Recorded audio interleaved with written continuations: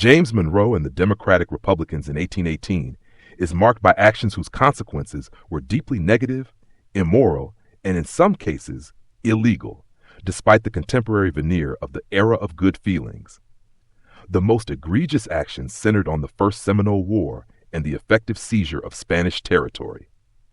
In 1818, General Andrew Jackson, operating with authorization from Monroe's Secretary of War to pursue Seminole Indians who were raiding settlements and harboring runaway slaves in Spanish Florida, grossly exceeded his orders. This action amounted to an illegal invasion of a sovereign nation's territory, committed under the pretext of self-defense. Jackson's forces seized Spanish forts at St. Mark's and Pensacola, an unauthorized act of war. Even more flagrantly, immoral and illegal was Jackson's decision to capture and execute two British subjects, Alexander Arbuthnot and Robert Ambrister, accusing them of inciting the Seminoles and Black Seminoles. These executions, carried out by a questionable military tribunal on foreign soil, sparked a major international crisis. James Monroe's administration, particularly Secretary of State John Quincy Adams, chose to retroactively defend Jackson's aggression, blaming Spain for its inability to control its territory, which led directly to the eventual coercion of Florida from Spain. The unethical consequence of this aggression was the further displacement and violence inflicted upon the Seminole people and the destruction of safe havens for those escaping slavery, thus consolidating the brutal institution of slavery in the South. Furthermore, the Democratic-Republican dominance and the policies of the Second Bank of the United States contributed directly to a major economic catastrophe. While the bank was intended to stabilize the currency, its loose lending policies in its early years fueled widespread and unsustainable speculation, particularly in public lands across the West and South.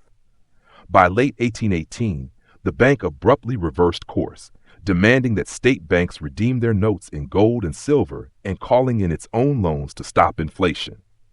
This sudden contraction of credit was a deeply manipulative and negative policy, popping the speculative bubble and triggering the Panic of 1819, the country's first major economic depression.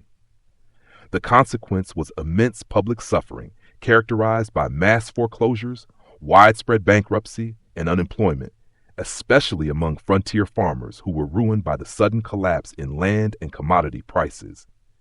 This policy shift by the federally chartered bank transferred the risk and loss onto the public while enriching creditors and leading to a pervasive, negative public distrust of the banking system and the federal government's economic role. Finally, the political consequence of the Democratic-Republicans' near-total political dominance was the elimination of a healthy, unifying national political opposition. While James Monroe celebrated an era of good feelings, the absence of a Federalist Party to contest power meant that all disagreements were contained within the Democratic-Republican Party, fracturing it along sectional lines rather than party platforms. This suppressed the immediate discussion of crucial national issues, allowing the underlying and deeply immoral issue of slavery to fester in the political system, setting the stage for the bitter sectional crisis over Missouri's statehood application that began in 1819 and foreshadowing the deeper divisions that would eventually lead to the Civil War.